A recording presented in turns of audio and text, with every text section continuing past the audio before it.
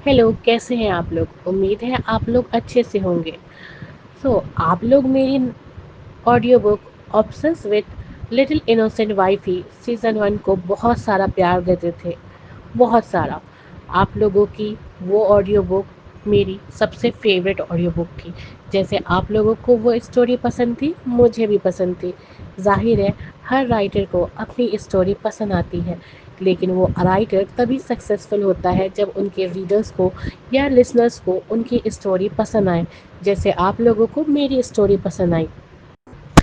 आप लोगों के बहुत सारे डिमांड, कमेंट, मैसेज पर मैंने obsess with little innocent wife का सीज़न 2 लाई हूँ, जो कि ऑडियो बुक में आप लोगों को मैं यूट्यूब चैनल पर दे रही हूँ। इसके सीज़न 1 पर भी आप लोगों ने अपना ढेरों सारा प्यार बरसाया था, और मैं उम्मीद करती हूँ सीज़न 2 को भी आप लोग बहुत सारा प्यार देंगे और मेरी इस स्टोरी को अपने नज़दीकी दोस्तों के साथ शेयर करेंगे। तो चलिए, ज़्यादा वक्त ना ज़ाया करते हुए मैं शुरू करती हूँ आप लोगों की favourite audiobook obsessed with little innocent wifey season 2 episode 26 to 30।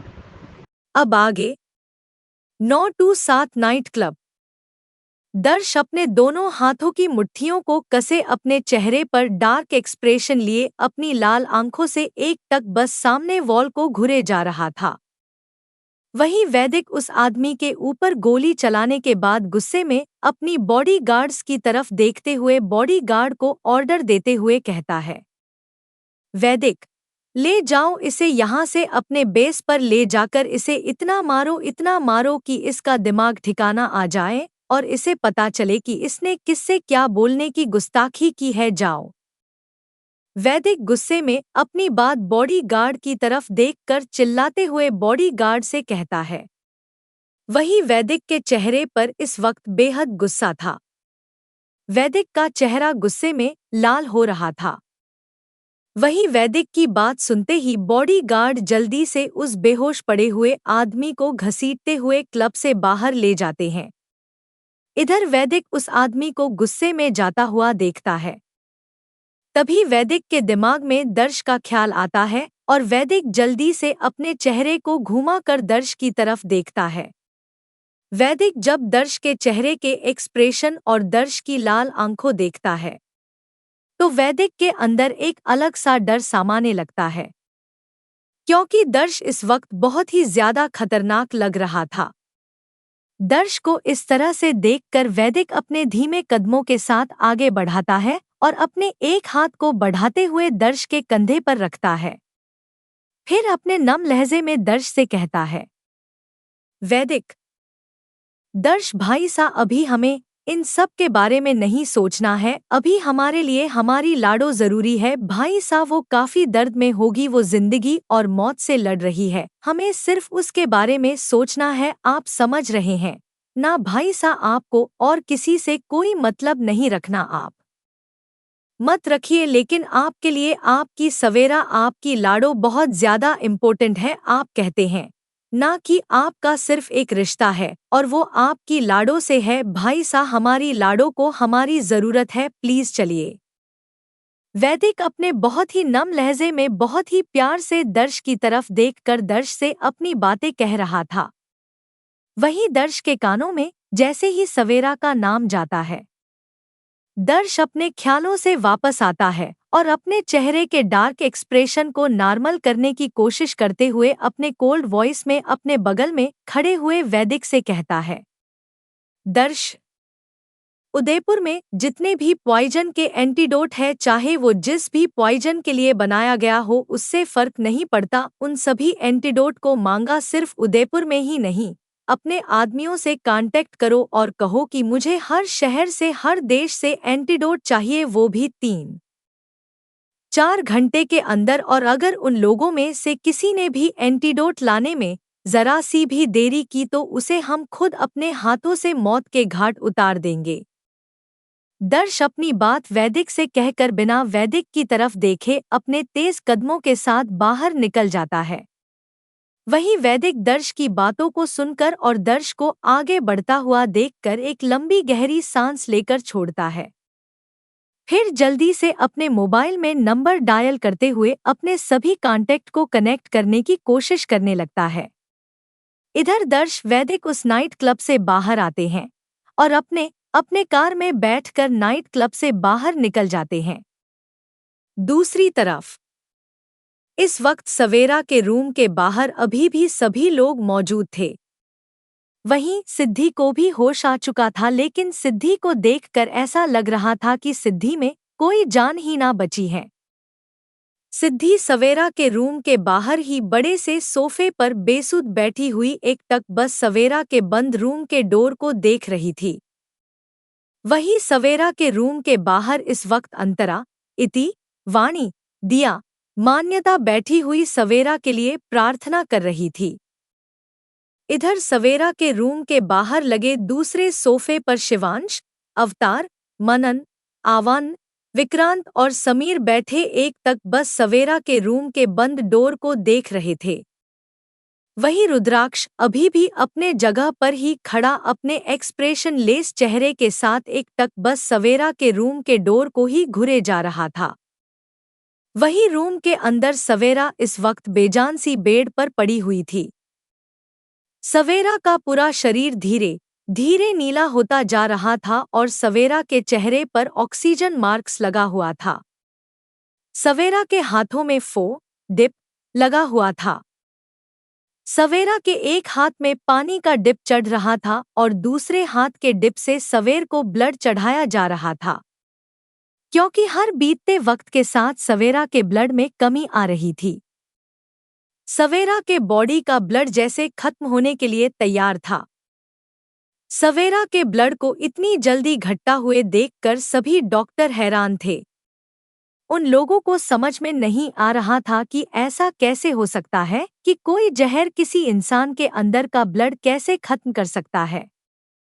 सवेरा के रूम के अंदर इस वक्त डॉक्टर की पूरी टीम खड़ी हुई थी। वहीं एक तरफ कीर्ति और दूसरे तरफ अवी सवेरा को वक्त रहते रहते चेक कर रहे थे। अवी बीच में अपने फोन पर भी बात कर रहा था और उन्हें इंटरेक्ट करते हुए सवेरा के लिए एंटीडोट का बार बार इंतजाम करने के लिए कह रहा था। वहीं नीचे महादेव जी के मंदिर में वेदिका, भूमि, अनामिका और काशी बैठे अपने हाथों को जोड़े महादेव से प्रार्थना करते हुए सवेरा को ठीक करने के लिए कह रहे थे। तभी काशी देखती है कि जो दिया उसने सवेरा के लिए जलाया था उसमें से घी खत्म हो गया है, जिस वजह से काशी अपनी जगह से उठकर मंदिर में ही रखे घी के डब्बे में से घी निकालने जाती है। लेकिन काशी देखती है कि उस घी के डब्बे में से घी खत्म हो गया है। इसलिए काशी वेदिका की तरफ देखकर वेदिका से कहती है, काशी, वेदिका आंटी, मुझे घी लेना है, सवेरा के लिए मैंने जोत जलाई है, इसमें घी खत्म हो रहा है और मंदिर के डब्बे में भी नहीं है, शुद्ध घी कहाँ मिलेगा। वेदिका, बेटा वो स्टोर रूम में है, मंदिर से बाहर जाकर दाएं तरफ के तीसरा कैमरा वही स्टोर रूम में है। काशी अपनी बात वेदिका से पूछकर वेदिका की तरफ देख रही थी। वहीं वेदिका काशी की बात सुनकर काशी की तरफ देखकर काशी को एक कमरे की तरफ इशारा करते हुए काशी का जवाब देती है। इधर काशी भी वेदिका की बात समझकर अपने सर को हाँ में हिलाती है। फिर स्टोर रूम की तरफ घी लेने बढ़ जाती है। काशी स्टोर रूम की तरफ जाने लगती है। वहीं काशी थोड़ी देर में ही स्टोर रूम में पहुंच जाती है और वहां पर काशी को घी का डब्बा भी मिल जाता है। काशी जल्दी से घी के बड़े से डब्बे में अपने हाथों में लाई घी के छोटे से डब्बे में घी भरती है। फिर घी लेकर स्टोर रूम से निकल जाती है। काशी अभी स्टोर रूम के तरफ से बाहर आ ही रही थी कि तभी काशी की किसी की रोने की आवाज सुनाई देती है। काशी जब किसी की रोने की आवाज सुनती है तो काशी रुक जाती है और अपनी नजरों को इधर उधर घुमा कर देखने लगती है। तभी काशी की नजर स्टोर रूम के दूसरी तरफ बने एक रूम पर जाती है, जो कि देखने में काफी ज्यादा बड़ा लग रहा था। काशी को ना जाने एक अजीब सी बेचैनी होने लगती है। जिस वजह से काशी अपने कदमों को बढ़ाते हुए उस रूम की तरफ चली जाती है। काशी जब उस रूम के पास आती है तो पाती है उस रूम का डोर हल्के से खुला हुआ है। काशी को अभी भी उस रूम में से रोने की आवाज आ रही थी। इसके साथ ही किसी को कुछ कुछ बोलने की भी आवाज आ रही थी। काशी को कुछ समझ में नहीं आता, इसलिए काशी उस रूम के बाहर बने एक बड़े से टेबल के ऊपर अपने हाथों में पकड़े हुए घी के डब्बे को रखती है। फिर उस रूम के डोर को हल्का से धक्का देते हुए उस रूम का डोर खोलती है और अपने कदमों को अंदर की तरह बढ़ा देती है। काशी जब रूम में आती है तो सामने का नजारा देखकर हैरान हो जाती है। वो रूम दिखने में किसी राजा महाराजा के रूम से कम नहीं था। रूम के बीचों बीच एक बड़ा सा एंटीक बेड लगा हुआ था और उस बेड के ऊपर एक बड़ी सी तस्वीर लगी हुई थी। उस तस्वीर में सबसे आगे राजा वाली चेयर पर एक बूढ़े इंसान बैठे हुए थे। ये बूढ़े इंसान और कोई नहीं, दादा ठाकुर थे। दादा ठाकुर अपने चेहरे पर बड़ी सी मुस्कुराहट लिए अपने गोद में छोटी सी सवेरा को देखकर बड़ी सी मुस्कुराहट लेकर मुस्कुरा रहे थे। इस वक्त दादा ठाकुर के चेहरे पर गर्व भी नजर आ रहा था। दादा ठाकुर के चेयर के बाएं तरफ छोटा सा देव खड़ा हुआ था, जो कि मुस्कुराकर सामने देख रहा था। वहीं दादा ठाकुर के दाएं तरफ छोटा रुद्राक्ष खड़ा हुआ था, जो कि अपने चेहरे पर एक्सप्रेशनलेस एक्सप्रेशन को लिए सामने देख रहा था। वहीं रुद्राक्ष के पीछे शिवांश भी काफी ज्यादा रौब से खड़ा हुआ था और शिवांश के हाथों में इस वक्त शाही तलवार थी। इधर देव के पीछे सिद्धि रानी वाले राजस्थानी लिबास पहने अपने चेहरे पर बड़ी सी मुस्कुराहट लिए सामने ही देख रही थी। उस फोटो को देखकर बताया जा सकता था कि ये फोटो सवेरा के नामकरण वाले दिन का ही था। काशी जो सामने लगे बड़े से तस्वीर को देख रही थी, वो उस तस्वीर में खो सी जाती है। तभी काशी को फिर से किसी की रोने की आवाज आती है। काशी उस रोने की आवाज से अपने सेंस में आती है और अपने सर को घुमाकर दूसरी तरफ देखने लगती है, जहां पर दादा ठाकुर की एक बड़ी सी दूसरी तस्वीर लगी हुई थी और उस तस्वीर पर माला चढ़ा हुआ था। वहीं दादा ठाकुर के उस तस्वीर के नीचे दिया भी जल रहा था और उस तस्वीर के नीचे फर्श पर देव बैठा हुआ था। देव दादा ठाकुर की फोटो की तरफ देखते हुए रोते हुए दादा ठाकुर से कह रहा था, देव, देखा दादू बाबा किस तरह से हमारी लाडो हमें परेशान कर रही है। आपने उसका नाम ठीक ही रखा था, हमारी छोटी शैतान चूहिया। देखे तो हमारी छोटी शैतान चूहिया किस तरह से शैतानी करके हम सबको रुला रही है। याद है आपको जब बचपन में उसे कुछ चाहिए होता था या फिर खाना नहीं खाना होता था तो वो यही आपके रूम में आकर आपके रूम के बेड के पीछे छुप जाती थी और हम सब परेशानी से उसको ढूंढने लगते थे, लेकिन एक आप ही थे जो उसे ढूंढ कर निकालते थे और उसे खाना खाने से बच्चा भी लेते थे और खाने के जगह उसे चॉकलेट आइसक्रीम सभी दे देते थे। तब वो कितना खुश हो जाती थी और आपसे कहती थी कि सवेरा के दादू बाबा सबसे बेस्ट है। सवेरा के दादू बाबा हमेशा सवेरा की बातें मानते हैं, इसलिए सवेरा भी अपने दादू बाबा की सारी बातें मानती है। दादू बाबा वो आपकी सभी बातें मानती है। आपके जाने के बाद भी वो आपको हमेशा याद करती रहती थी और अभी भी करती थी। आप एक बार उसे आकर उसे कहिए ना कि वो इस तरह से हमें परेशान ना करें।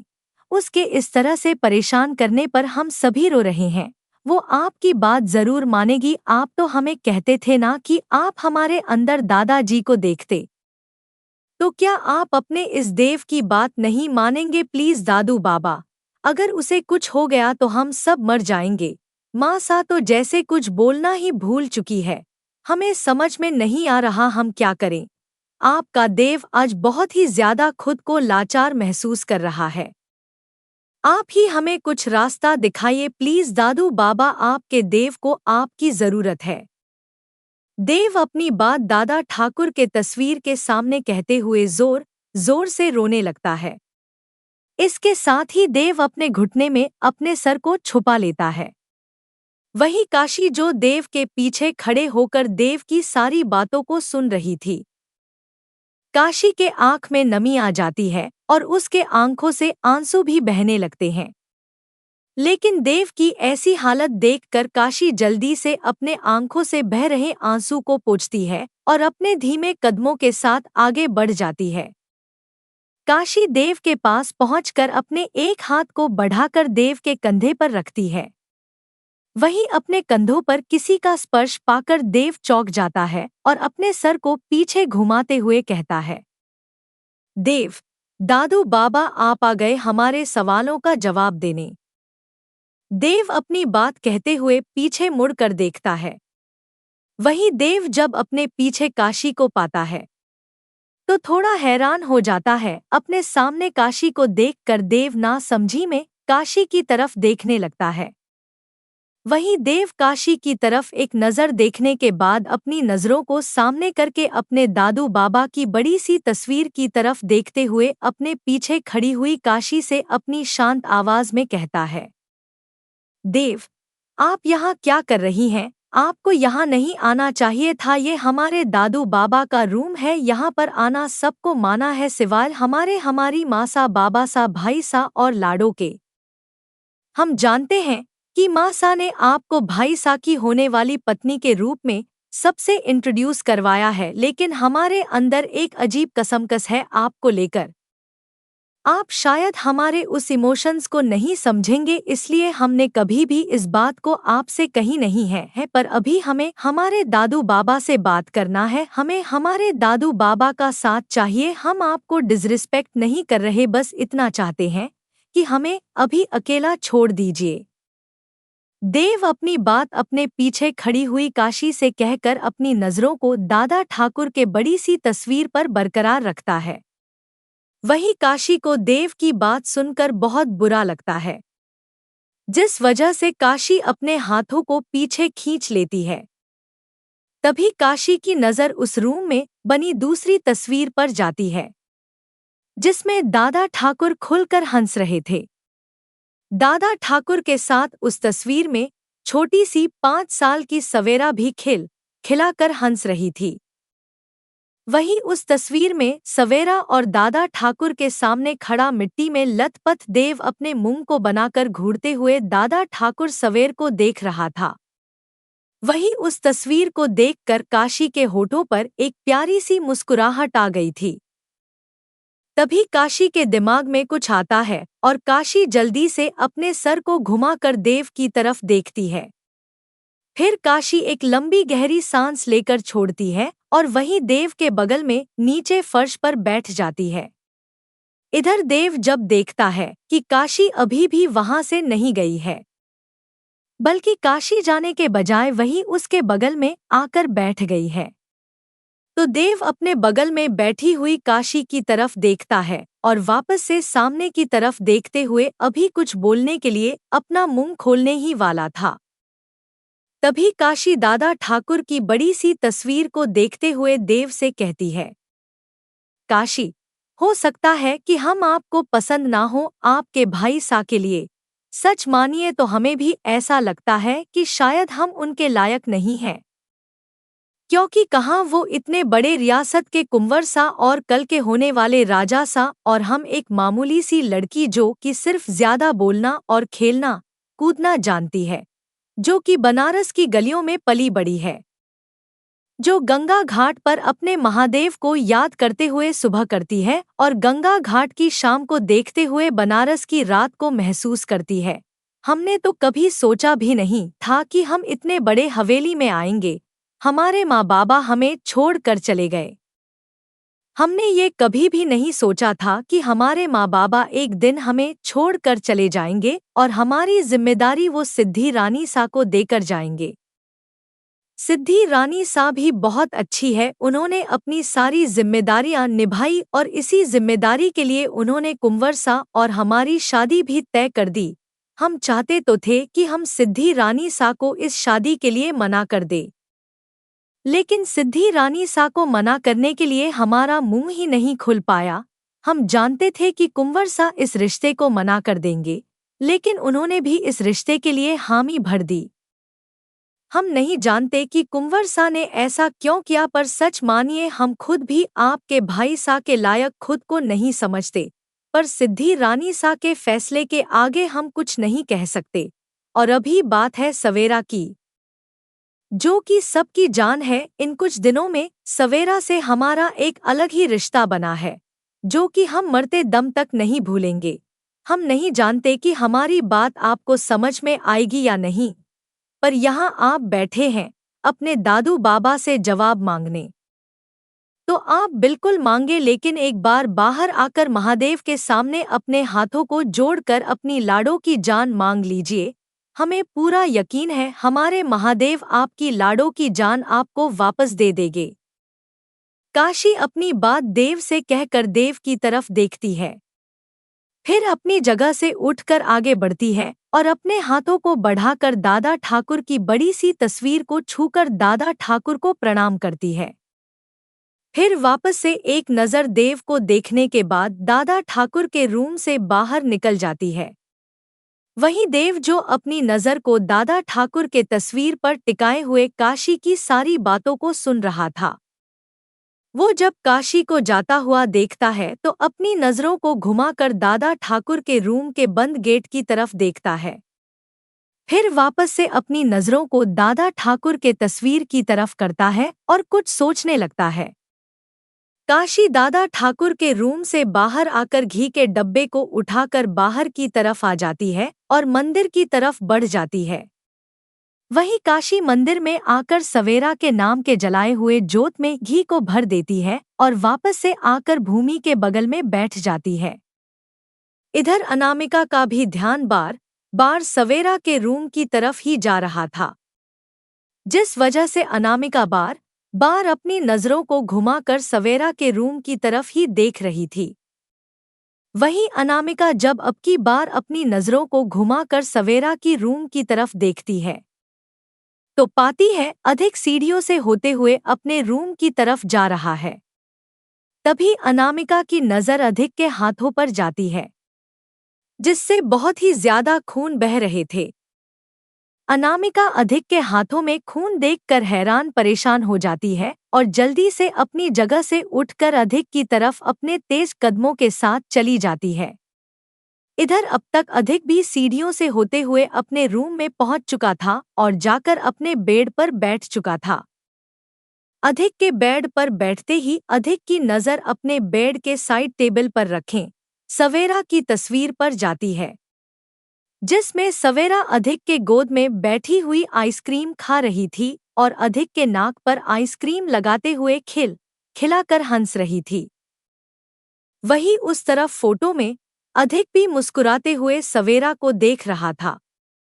अधिक अपने सामने सवेरा की तस्वीर देखकर अपने हाथों को बढ़ाता है और सवेरा की तस्वीर को अपने हाथ में उठाकर तस्वीर को देखते हुए कहता है, अधिक, आपको कुछ चाहिए था क्या लाडो, जिसे हम समझ नहीं पाए या फिर जिसे हम पूरा नहीं कर पाए, जिस वजह से आप इस तरह से हमसे नाराज होकर हमसे दूर जाने की कोशिश कर रही है। अगर आपको किसी से शिकायत हुई है तो आप प्लीज अपने इस भाई सा को बताइए। आपकी सभी शिकायत आपके भाई सा दूर करेंगे और जिसने भी आपको परेशान करने की कोशिश की है या आपकी फरमाइश ना सुनने की गुस्ताखी की है, उसे खुद आपके भाई से सजा देंगे। बस अपने भाई सा के पास वापस आ जाइए लाडो। आपके भाई सा के अंदर कुछ टूटा हुआ सा महसूस हो रहा है। अधिक अपनी बात सवेरा की तस्वीर से कहते हुए अपनी नम आंखों से सवेरा की तस्वीर को ही देखे जा रहा था। वहीं अनामिका भी अब तक अधिक के रूम में पहुंच चुकी थी और जब वो अधिक की बातों को सुनती है तो अनामिका के भी आंखों से आंसू गिरने लगते हैं। तभी अनामिका की नज़र दोबारा से अधिक के हाथों पर जाती है, जिससे अभी भी खून गिर रहा था और वो खून बेड से होते हुए नीचे फर्श पर टपक रहा था। अनामिका अपनी नज़रों को इधर उधर घुमाती है। तभी अनामिका को दूसरे टेबल पर रखे फर्स्ट एड्स किट का डब्बा दिखता है, जो कि टेबल के ऊपर ही रखा हुआ था। अनामिका जल्दी से आगे बढ़ती है और उस फर्स्ट एड्स किट के डब्बे को उठाकर अधिक के पास चली जाती है। अनामिका बिना कुछ सोचे समझे अधिक के बेड पर बैठी है और अधिक के हाथों को अपनी तरफ खींचकर अधिक के हाथों के खून को साफ करने लगती है। वही अधिक सवेरा की यादों में डूबा हुआ था। जब उसे किसी का एहसास होता है और अपने हाथों को खींचने का एहसास होता है, तो अधिक अपने सर को घुमाकर अपने बगल में बैठी हुई अनामिका को देखता है, जो कि बेड पर बैठकर अधिक के हाथों के जख्म को साफ कर रही थी। अधिक अपनी नजरों को अनामिका के ऊपर टिकाकर बहुत ध्यान से अनामिका को देख रहा था। वही अनामिका जो कि अधिक के हाथों का जख्म साफ कर रही थी। उसके चेहरे को देखकर ऐसा लग रहा था कि भले ही चोट अधिक को लगी है, लेकिन दर्द अनामिका के चेहरे पर भी देखा जा सकता था। इधर अनामिका अधिक के हाथों को पट्टी करते हुए अधिक से कहती है, अनामिका, बिल्कुल बुद्धू आदमी है आपको तो कुछ समझ ही में नहीं आता है। अगर आप खुद को इस तरह से चोट लगा लेंगे तो फिर मेरी दोस्त मेरी सवेरा का ध्यान कौन रखेगा? आपको पता है ना, अभी हमारे दोस्त को सबसे ज्यादा हम सब की जरूरत है और आप खुद को इस तरह से चोट लगाकर बेड पर आराम से बैठाना चाहते हैं ताकि आपको काम ना करना पड़े। तो ये सब आप भूल जाइए, क्योंकि जैसे ही मेरी दोस्त मेरी सवेरा ठीक होगी वैसे ही मैं और सवेरा दोनों ही आपको मिलकर खूब सारा परेशान करेंगे। ये सारा प्लान हम लोगों ने सुबह में ही बनाया था, लेकिन हम लोगों ने ये डिसाइड किया था कि आपको नहीं बताएंगे और देखिए हम लोगों ने आपको नहीं बताया। अब सवेरा को ठीक होने दीजिए, फिर हम लोग आपको परेशान करेंगे बिना आपको पता लगे। अनामिका अधिक के हाथों की पट्टियां करते हुए अधिक से अपनी बात बहुत ही मासूमियत से कही जा रही थी। वही अधिक जिसको अनामिका की मासूमियत ने अपनी ओर अट्रैक्ट किया था, वो जब अनामिका की मासूमियत भरी बातों को सुनता है तो अधिक अनामिका को देखता ही रह जाता है। इधर अनामिका अधिक के हाथों को अच्छे से पट्टियां करने के बाद बेड से खड़ी होती है और वहां से जाने के लिए मुड़ती है। तभी अधिक अपने हाथों को बढ़ाकर अनामिका को अपने पास खींच लेता है और अनामिका के कमर पर अपने हाथों को लपेटकर अनामिका के पेट पर अपने सर को टिका देता है। अधिक अनामिका को काफी टाइट हग कर लेता है। इधर अनामिका को भी कुछ समझ में नहीं आ रहा था, जिस वजह से अनामिका अपने दोनों हाथों को बढ़ाकर अधिक के सर पर रखती है और अधिक के सर को सहलाते हुए अधिक को शांत करने की कोशिश करने लगती है, क्योंकि अनामिका अधिक के गले लगाते ही महसूस कर पा रही थी कि अधिक कितना ज्यादा बेचैन है। एकलिंग जी भव्य मंदिर। इस मंदिर के बड़े से प्रांगण में जहां पर बहुत सारे लोग इकट्ठा थे और वो सभी अपनी अपनी पूजा कर रहे थे, वहीं उस बड़े से प्रांगण में एक बहुत बड़ा कोयले का लोह जल रहा था, जो कि एक सड़क के जैसा बनाया हुआ था। उसे लोह के अंतिम छोर पर महादेव की एक बड़ी सी मूर्ति रखी हुई थी और उस मूर्ति के नीचे महादेव के चरणों में एक बेल पत्र रखा हुआ था। वही वेदांश जो कि वहां पर काफी देर से खड़ा हुआ था, वो सामने एक टक महादेव के बड़ी सी मूरत को ही देखे जा रहा था। इधर वेदांश के बगल में कियान खड़ा हुआ था, जो कि अपने हाथों को जोड़े महादेव की बड़ी सी मूर्ति को देखते हुए महादेव से अपनी लाड़ों की जान मांग रहा था। इधर इस मंदिर के अंदर बड़ी सी एकलिंग जी रखे हुए थे। वहीं मान अपने हाथों में बड़ी सी पूजा की लोह लिए अपने दोनों हाथों से पकड़े बस उस पूजा की लोह को एकलिंग जी के मूर्ति के सामने घुमाते हुए उनकी पूजा कर रहा था। मान को देखकर ऐसा लग रहा था जैसे मानव अभी के अभी अपनी लाड़ों की सलामती महादेव से वापस लेकर ही जाएगा। वहीं मंदिर के प्रांगण में वेदांश कुछ वक्त तक एक टक एक्सप्रेशन लेस चेहरे के साथ सामने महादेव की बड़ी सी मूर्ति को देखता है, फिर अपने पैरों से अपने जूते को निकाल देता है जूते को निकालने के बाद वेदांश थोड़ा सा झुककर अपने दोनों पैरों से अपने सॉक्स को निकालकर वहीं फर्श पर फेंक देता है। इस बीच वेदांश की नजरें एक पल के लिए भी महादेव की मूर्ति से नहीं हटी थी। वेदांश अपने आंखों से ही महादेव से एक जंग लड़ने को तैयार करा था। वेदांश अपने सॉक्स को उतार देने के बाद अपने दाएं पैर को बढ़ाकर उस जलती हुई लोह पर रख देता है। वेदांश के ऐसा करते ही वहां पर अगल बगल में जो लोग पूजा के लिए आ रहे थे वो अपनी जगह पर खड़े हो जाते हैं और हैरानी से वेदांश की तरफ देखने लगते हैं, क्योंकि वो लोह अभी अभी जली थी और उसमें से आग भी निकल रहे थे। कोई भी अगर गलती से उस लोह पर अपने हाथ या पैर रख देता है तो उसका हाथ या पैर उस वक्त ही जल जाता और वो दर्द से चीखने चिल्लाने लगता।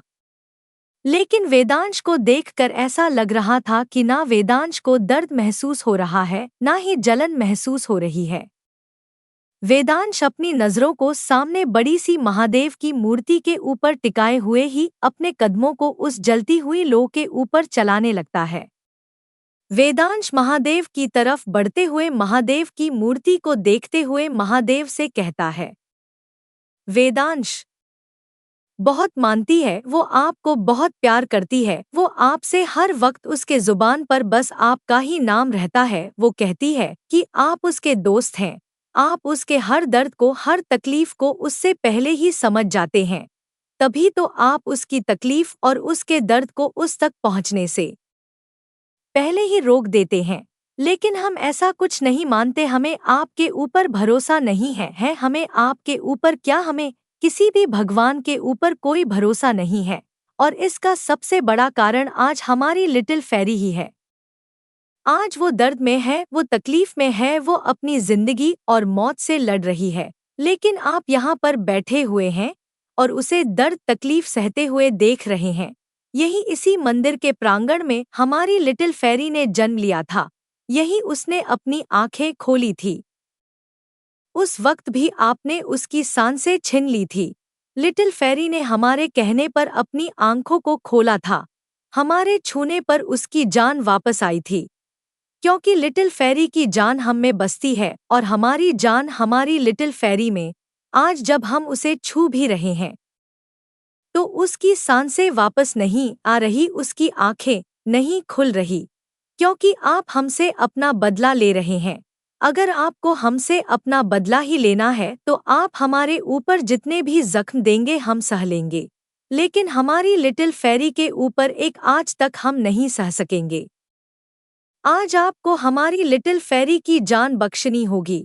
आज आपको हमारी लिटिल फेरी को हमें वापस लौटना होगा, क्योंकि आज आपका इम्तिहान है और आपके साथ साथ हमारा भी इम्तिहान है। आज देखते हैं कि हम जीते हैं या आप, क्योंकि जब तक हमें हमारी लिटिल फेरी के अच्छे होने की खबर नहीं मिलेगी तब तक ये वेदांश अंश आर्यन सिंह राठौड़ अपने कदमों को नहीं रोकेगा। वेदांश अपनी बात महादेव की बड़ी सी प्रतिमा से कहते हुए अपने कदमों को धीरे धीरे आग की लोह पर चलाए जा रहा था। वेदांश को देखकर इस वक्त कोई भी बता सकता था कि वेदांश आज महादेव से लड़ने आया है, अपने लिटिल फेरी की जान वापस मांगने आया है। वेदांश को देखकर ऐसा लग रहा था कि आज वेदांश और महादेव के बीच में एक जंग छिड़ी हुई है, जिसमें से वेदांश पीछे हटने को बिल्कुल भी तैयार नहीं था। इस वक्त वेदांश अपने कदमों को आग की लपटों पर बढ़ाते हुए आगे महादेव की बड़ी सी प्रतिमा की तरफ बढ़ रहा था। वहीं कियान भी अपने एक पैर को उठाकर दूसरे पैर के ऊपर टिका लेता है और अपने आंखों में एक जिद लेकर महादेव की बड़ी सी प्रतिमा के सामने अपने हाथों को जोड़कर महादेव को बिना कुछ बोले हुए एक टक देखने लगता है। वहीं मान भी अपने हाथ में बड़ी सी आरती की लो को अपने दोनों हाथों से पकड़े हुए बिना कुछ बोले हुए अपने आंखों में एक जिद लिए बस एकलिंग जी की प्रतिमा की आरती उतारे जा रहा था। मान कियान और वेदांश को देखकर ऐसा लग रहा था कि जैसे आज वो लोग अपनी जिद पूरी करके ही जाएंगे। इस वक्त पूरे मंदिर का माहौल कुछ अलग ही हो चुका था। हर तरफ बस कियान मान और वेदांश की ही आरती गूंज रही थी। तभी एक लड़का जो कि ये सब देख रहा था और वो दिखने में किसी मजनू की तरह लग रहा था, वो महादेव के सामने देखकर अपने होठों पर कड़वी मुस्कुराहट लाता है और महादेव की मूर्ति से कहता है, देख रहे हैं आप, आज एक जंग छिड़ी है आपके बीच में और इन सब के बीच में। बस देखना ये है कि इस जंग का नतीजा क्या होता है, क्योंकि ये जो है ये पीछे हटने वाले नहीं हैं। ये अपनी जिद पूरी कड़वा कर ही जाएंगे और आज आपको इनकी जिद के सामने, इनकी प्रार्थनाओं के सामने झुकना ही होगा। आपको इनके उस अपने की जिसके लिए ये तीनों अपनी जिद लिए खड़े हैं, उसे ठीक करना ही होगा, वरना ये यहाँ से नहीं जाने वाले। ये यहाँ से नहीं जाने वाले। ये यहाँ से नहीं जाने वाले। वो लड़का अपनी बात महादेव की बड़ी सी मूर्ति से कहते हुए जोर जोर से हंसने लगता है। फिर वो लड़का अचानक से ही चुप हो जाता है। फिर कियान मान वेदांश की तरफ एक नज़र देखकर वापस से महादेव की बड़ी सी मूर्ति के सामने आता है और गाना शुरू करता है। आग बहे तेरी रग में तुझ सा कहाँ कोई जग में है वक्त का, तू ही तो पहला पहर, तू आँख जो खोले तो ढाए कहर, तो बोलो हर हर हर, तो बोलो हर हर हर, तो बोलो हर हर हर। मान अपने हाथों में बड़ी सी अग्नि की लोह लिए एकलिंग जी की बड़ी सी प्रतिमा की आरती उतारे हुआ था। महादेव को देखकर मान की आंखों में एक जिद था। मान की आंखों की जिद कम होने का नाम ही नहीं ले रहा था। मान अपने दोनों हाथों से उस बड़ी सी अग्नि के लो को पकड़े हुए एकलिंग जी की बड़ी सी प्रतिमा की आरती किए जा रहा था। वहीं वो लड़का गाने के बोल गाते हुए अपनी नजरों को मान की तरफ कर देता है और मान को देखकर आगे के गाने के बोल गाने लगता है। ना आदि ना अंत है उसका वो सबका, ना इनका उनका वही है माला, वही है मन का मस्त मलंग, वो अपनी धुन का जंतर मंतर तंत्र ज्ञानी है, सर्वज्ञ स्वाभिमानी मृत्युंजय है, महाविनाशी ओमकार है, इसी की वाणी इसी की इसी की इसी की वाणी इसी की इसी की इसी की वाणी। भांग धतूरा बेल का पत्ता तीनों लोग इसी की सत्ता, विष पीकर भी अडिग अमर है महादेव, हर हर है जपता वही शून्य है, वही इकाय वही शून्य है, वही इकाय वही शून्य है, वही इकाय जिसके भीतर बसा शिवाय, तो बोलो हर हर हर, तो बोलो हर हर हर। अघोरा नाम परो मंत्र ना स्थितत्वम गुरोह परा महादेव, नागेंद्रहाराय त्रिलोचनाय भस्मांगरागाय महेश्वराय नित्याय शुद्धाय दिगंबराय तस्मै कराय नमः शिवाय। शिव रक्षमाम, शिव पाहिमाम, शिव त्राहिमाम, शिव रक्षमाम, शिव पाहिमाम, शिव पाहिमाम, महादेव जी त्व पाहिमाम, शरणागतम त्व पाहिमाम, आव रक्षमाम शिव पाहिमाम शिव। वो लड़का महादेव की बड़ी सी प्रतिमा के सामने इशारा करते हुए अपने बोल गा रहा था। इधर वेदांश भी अपनी आंखों में एक जुनून, एक पागलपन लिए महादेव की बड़ी सी प्रतिमा के ऊपर अपनी आंखों को टिकाए हुए ही अपने कदमों को आगे बढ़ा रहा था। इधर वेदांश के पैरों में छाले पड़ने शुरू हो चुके थे।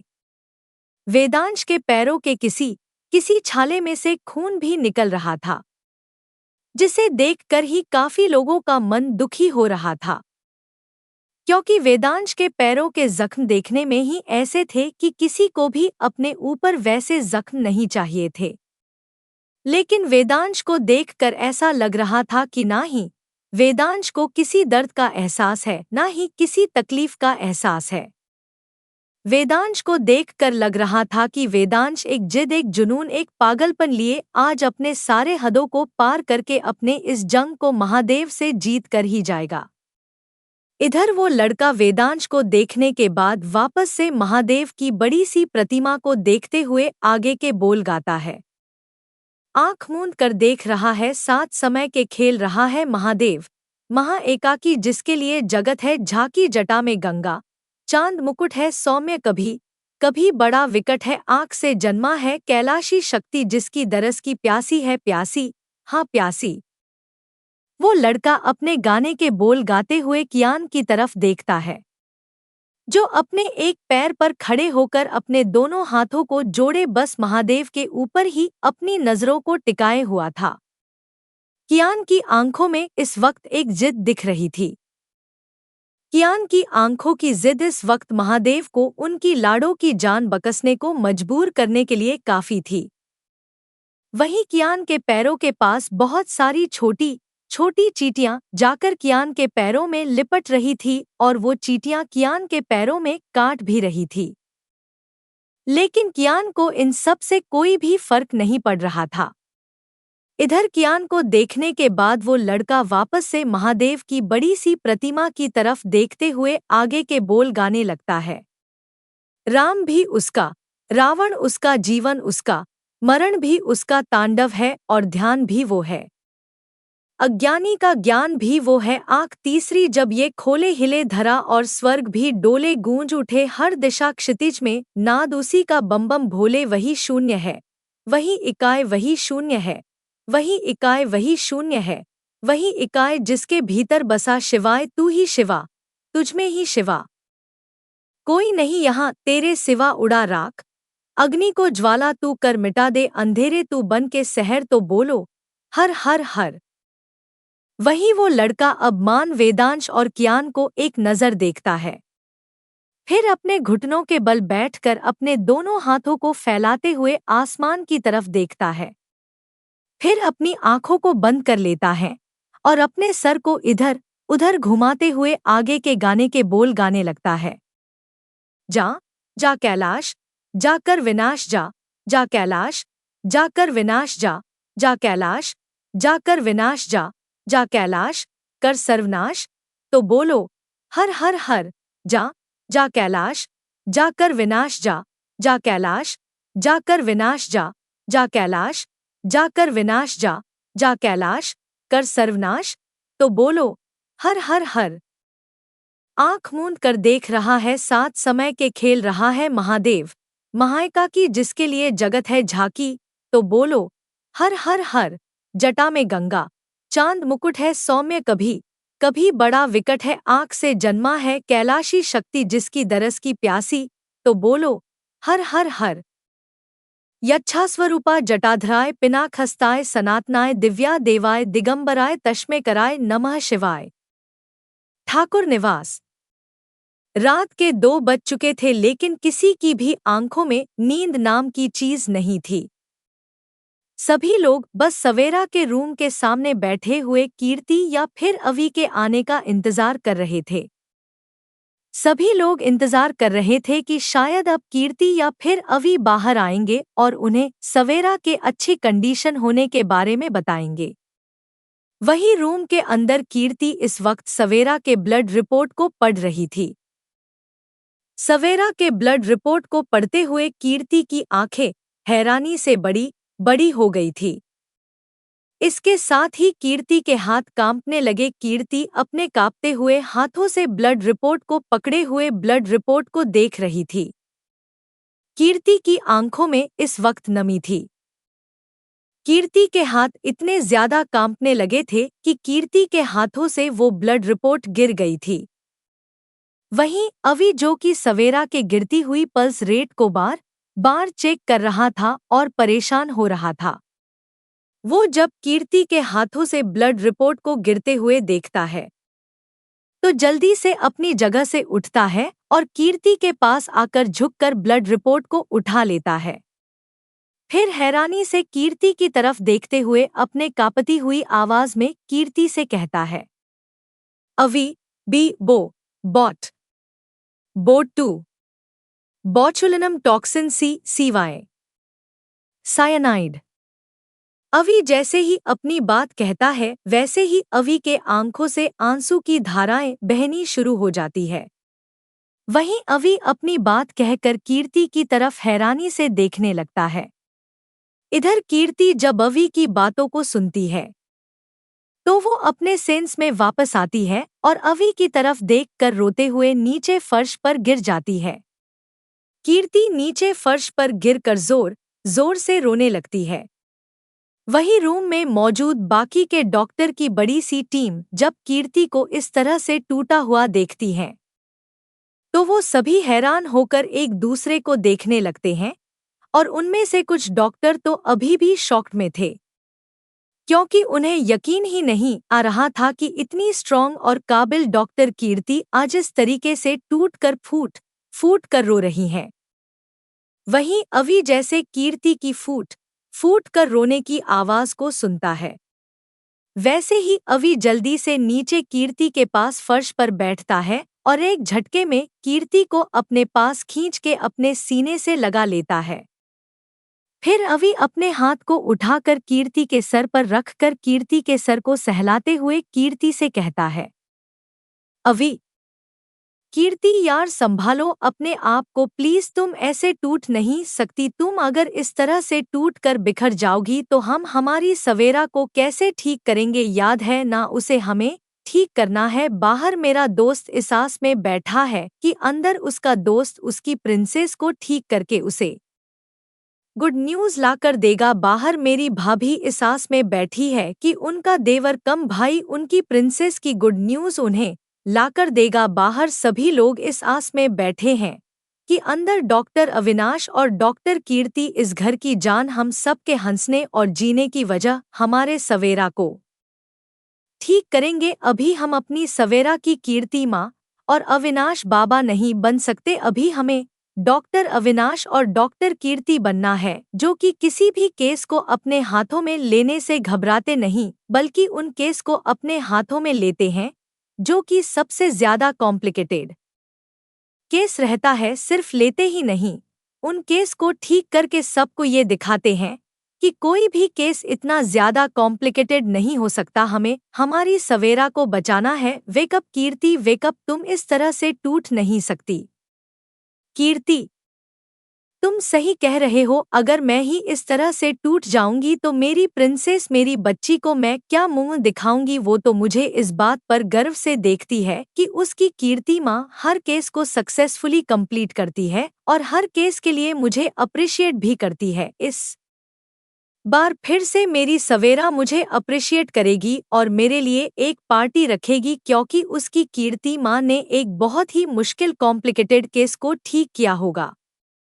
अवि अभी अपनी बात कीर्ति से कहकर चुप हुआ ही था कि तभी कीर्ति अवि के सीने से दूर होकर अपनी आंखों से बह रहे आंसू को पोंछते हुए अपने चेहरे के एक्सप्रेशन बिल्कुल सख्त करके अवि की तरफ देखकर अपने सर को ऊपर की तरफ उठाकर बेड पर बेहोश लेटी सवेरा की तरफ देख कर अपनी बात अवि से कहती है।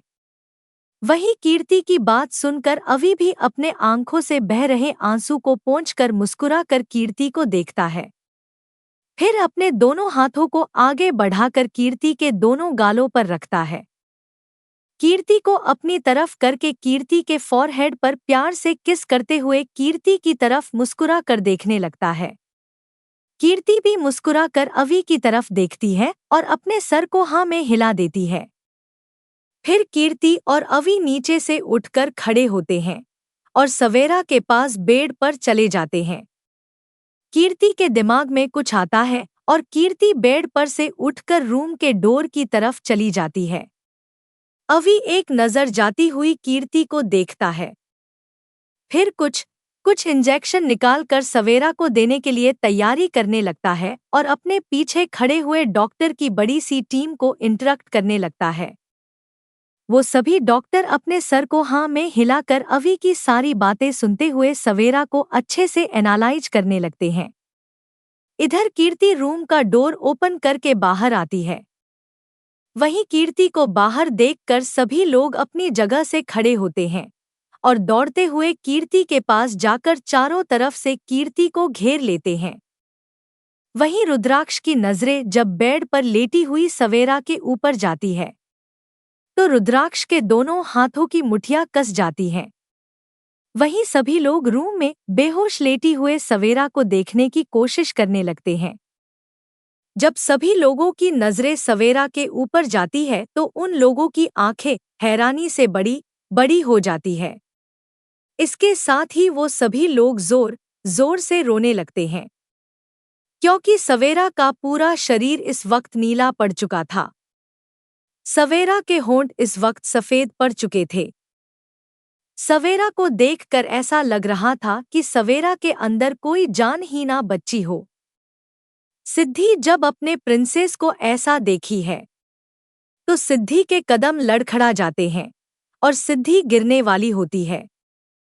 तभी वाणी जल्दी से सिद्धि को पकड़ लेती है और सिद्धि की तरफ रोते हुए देखकर अपने सर को ना में हिलाने लगती है।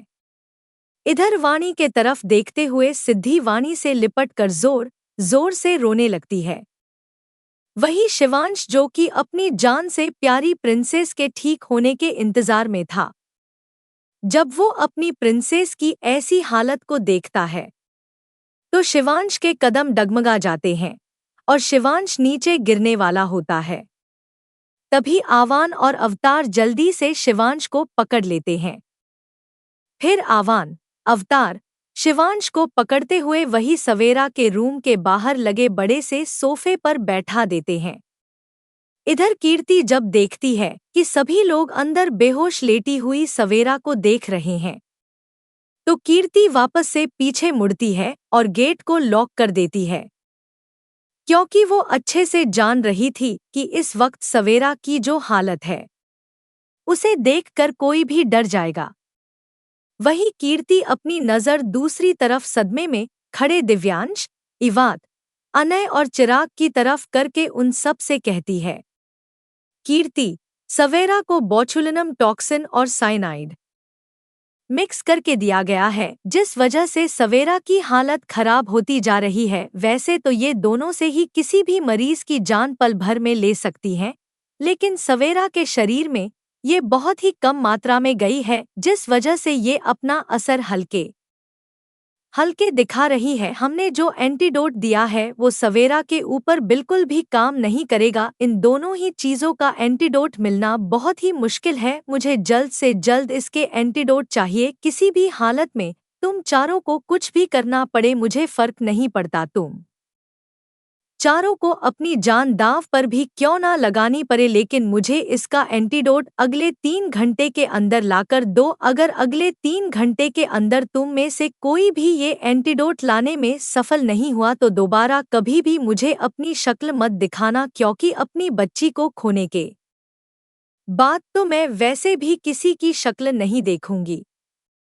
कीर्ति अपनी बात सभी लड़कों से कहकर उन सब की तरफ अपने कोल्ड एक्सप्रेशन के साथ घूर कर देखती है। फिर अपनी नजरों को घुमा कर सिद्धि की तरफ देखती है और बहुत ही प्यार से सीधी से कहती है, कीर्ति, मैं अपनी बच्ची को कुछ नहीं होने दूंगी, भले ही उसे जन्म देने वाली तुम हो, लेकिन उसकी माँ हम सब भी है। अंदर मैं अपना काम कर रही हूँ, लेकिन महादेव को मनाने का काम तुम लोग करो, क्योंकि उन्हें हमारी बच्ची की जान लौटानी ही होगी। कीर्ति अपनी बात सिद्धि से कहकर बिना आगे कोई बात कहे या बिना किसी की कुछ बात सुने अपने कदमों को मोड़कर वापस से रूम के अंदर चली जाती है। वही कीर्ति का आर्डर मिलते ही दिव्यांश, अनय, ईवात और चिराग दौड़ते हुए बाहर की तरफ चले जाते हैं। वही रुद्राक्ष भी अपनी नजरों को सवेरा के बंद रूम के दरवाजे के ऊपर टिकाए हुए ही अपनी पैंट के पॉकेट से फोन निकालता है और एक नंबर डायल करके अपने कान से लगा लेता है।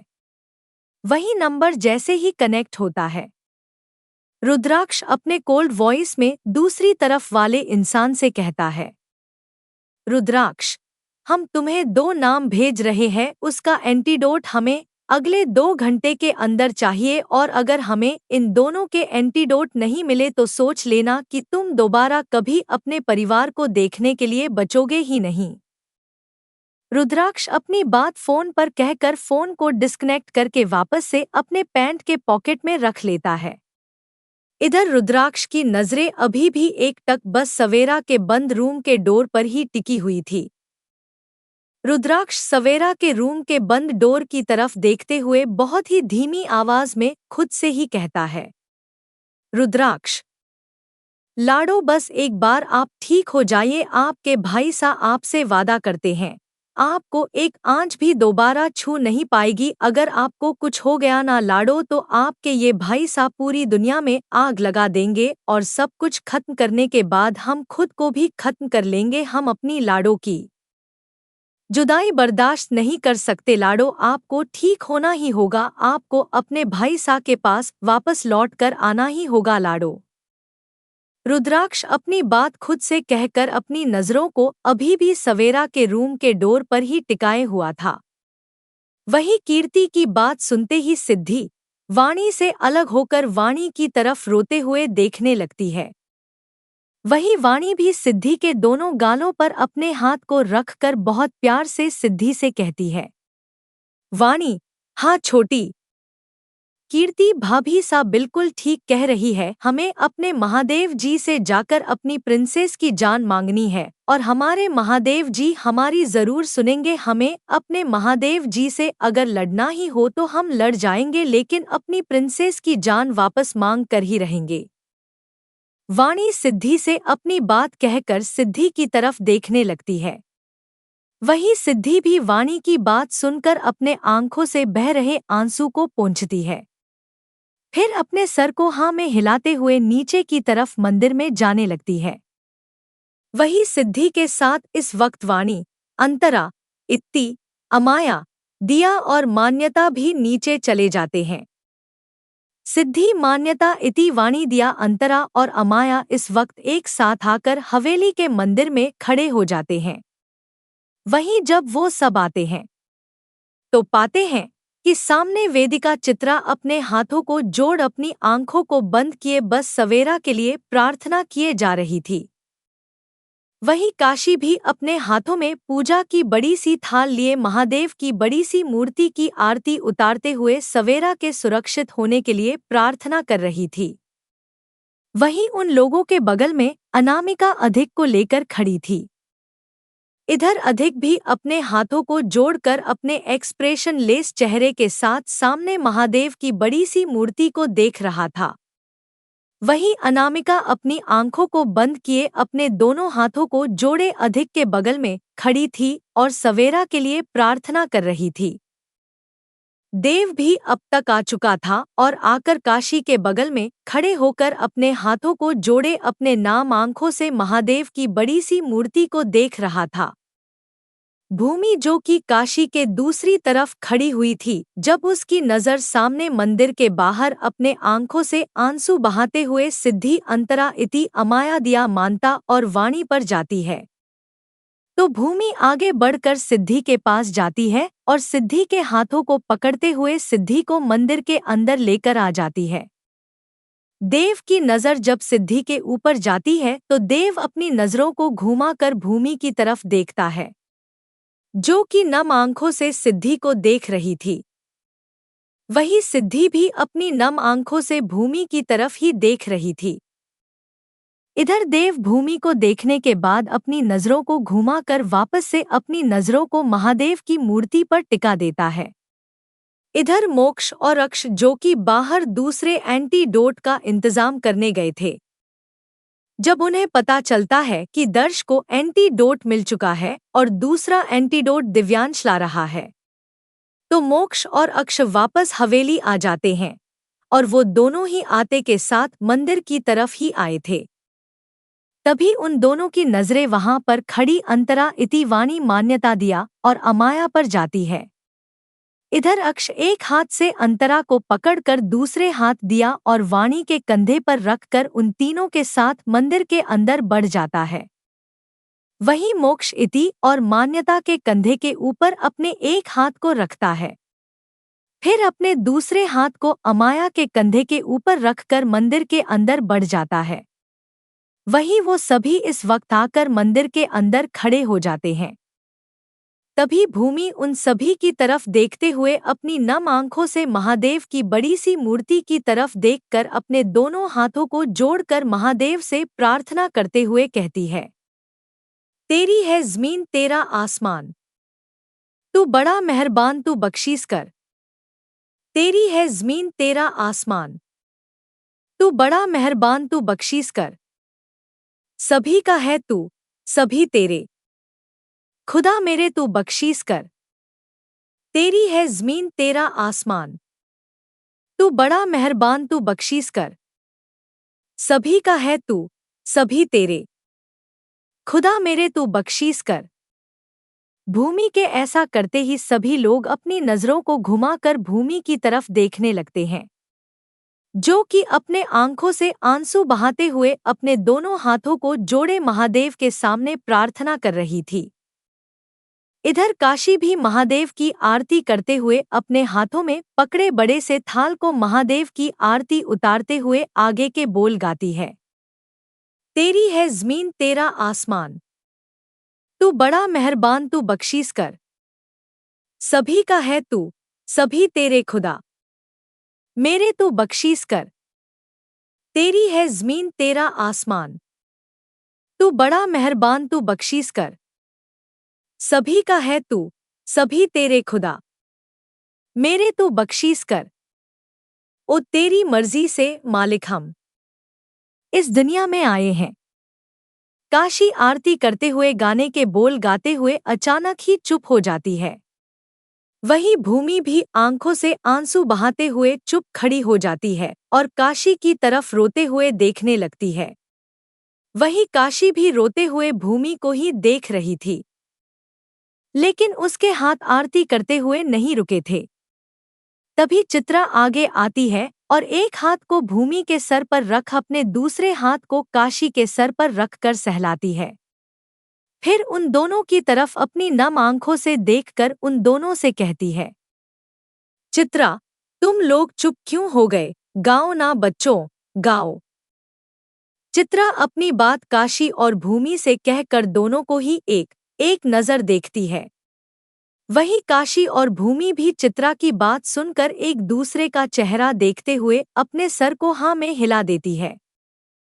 फिर चित्रा की तरफ देखकर अपने सर को हाँ में हिलाती है और वापस से अपनी नजरों को महादेव की बड़ी सी मूर्ति की तरफ करके काशी अपने हाथों से आरती की थाल घुमाने लगती है। वहीं भूमि अपने हाथों को जोड़कर आगे के बोल गाती है, भूमि, तेरी मर्जी से मालिक हम इस दुनिया में आए हैं। तेरी रहमत से हम सबने ये जिस्म और जान पाए हैं। तू अपनी नजर हम पर रखना, किस हाल में है ये खबर रखना।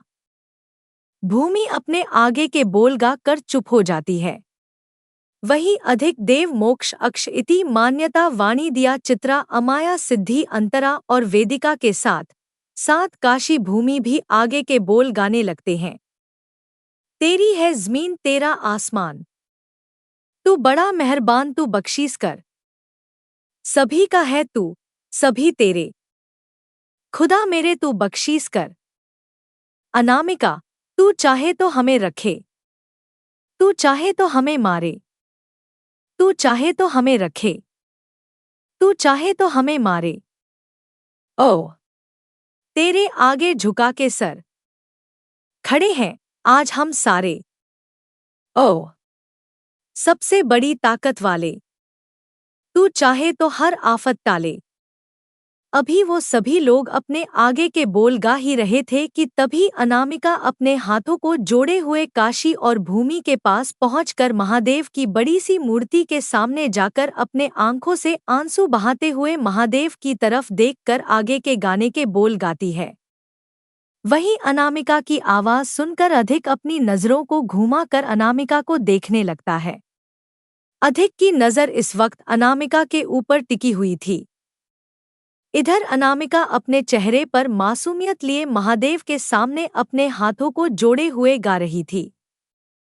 वहीं अनामिका के साथ अब पूरा परिवार फिर से एक बार गाना शुरू कर देता है। तेरी है ज़मीन तेरा आसमान, तू बड़ा मेहरबान तू बख्शीश कर, सभी का है तू, सभी तेरे खुदा मेरे तू बख्शीश कर। तेरी है ज़मीन तेरा आसमान, तू बड़ा मेहरबान तू बख्शीश कर, सभी का है तू, सभी तेरे खुदा मेरे तू बख्शीश कर। तेरी है ज़मीन तेरा आसमान, तू बड़ा मेहरबान तू बख्शीश कर, सभी का है तू, सभी तेरे खुदा मेरे तू बख्शीश कर। तेरी है ज़मीन तेरा आसमान, तू बड़ा मेहरबान तू बख्शीश कर, सभी का है तू, सभी तेरे खुदा मेरे तू बख्शीश कर।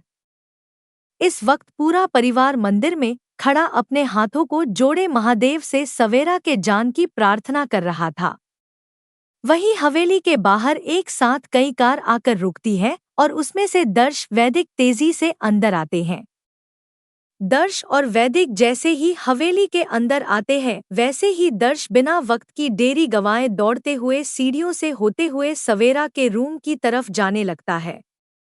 इधर दर्श के दौड़ने की आवाज सुनकर सिद्धि, अंतरा, इति, अमाया, दिया, मान्यता, वाणी, चित्रा और वेदिका की भी नजरें दर्श की तरफ चली जाती है। वहीं अधिक मोक्ष अक्षदेव की नजरें दर्श के ऊपर चली जाती है।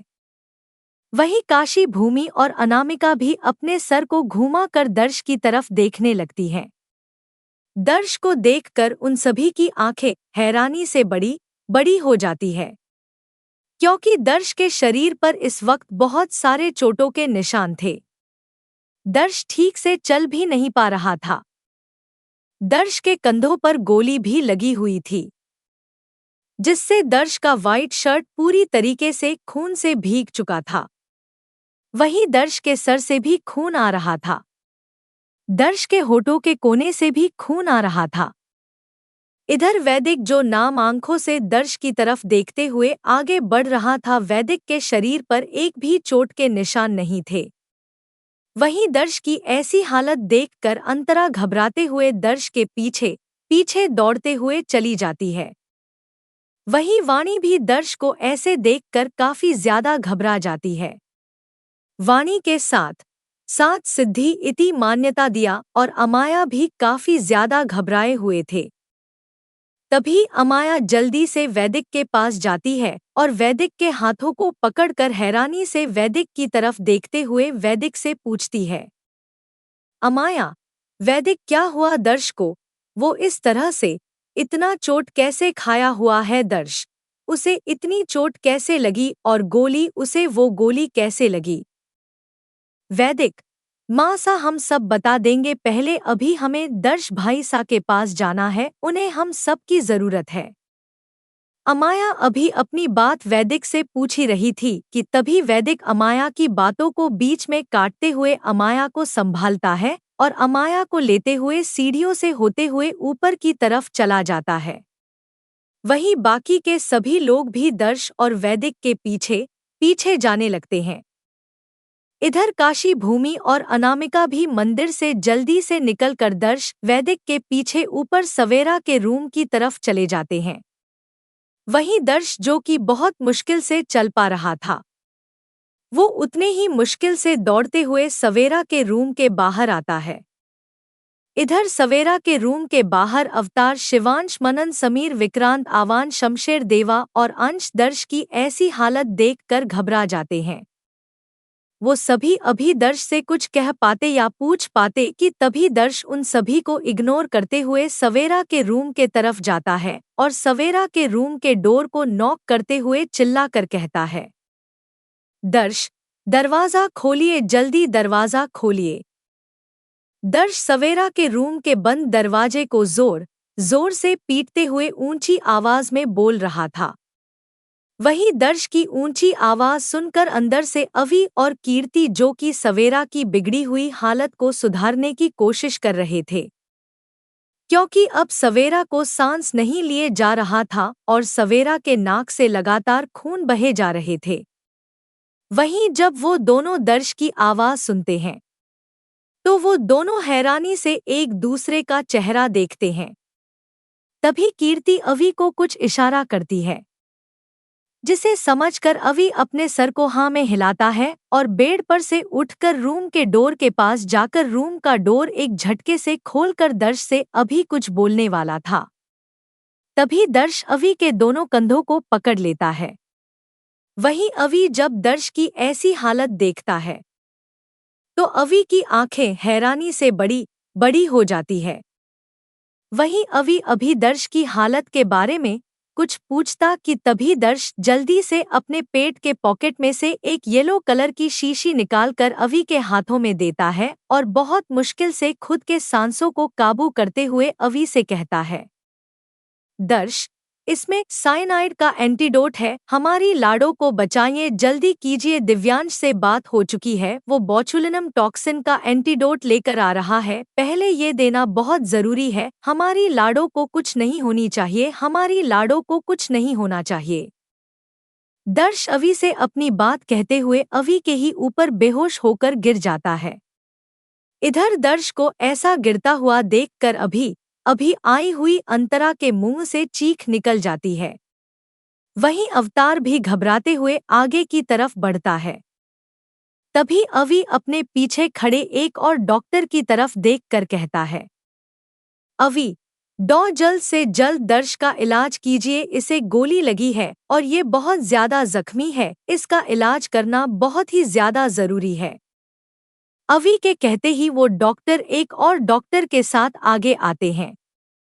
फिर दर्श को सहारा देकर दूसरे रूम की तरफ ले जाने लगते हैं।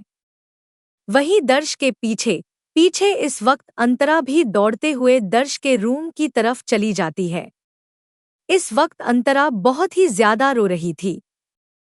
वहीं अवतार के भी चेहरे पर एक अलग ही इमोशन जाग रहे थे और अवतार भी अपने तेज कदमों के साथ दर्श के पीछे दर्श के रूम की तरफ चला जाता है। वहीं अवि जल्दी से रूम के अंदर चला जाता है।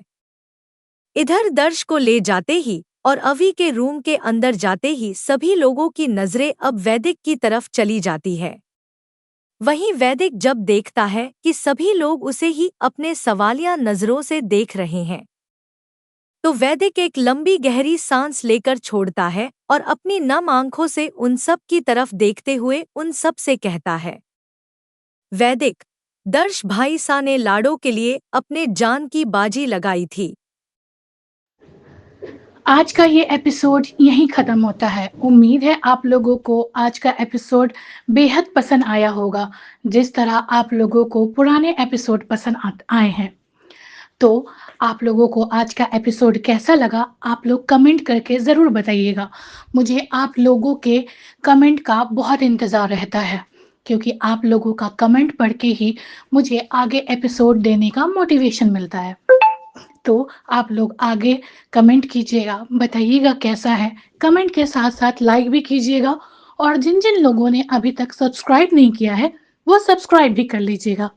और इस स्टोरी में आगे क्या हुआ ये जानने के लिए आप सभी को बने रहना है मेरे साथ, आपकी राइटर फरहीन खान के साथ। Thank you so much.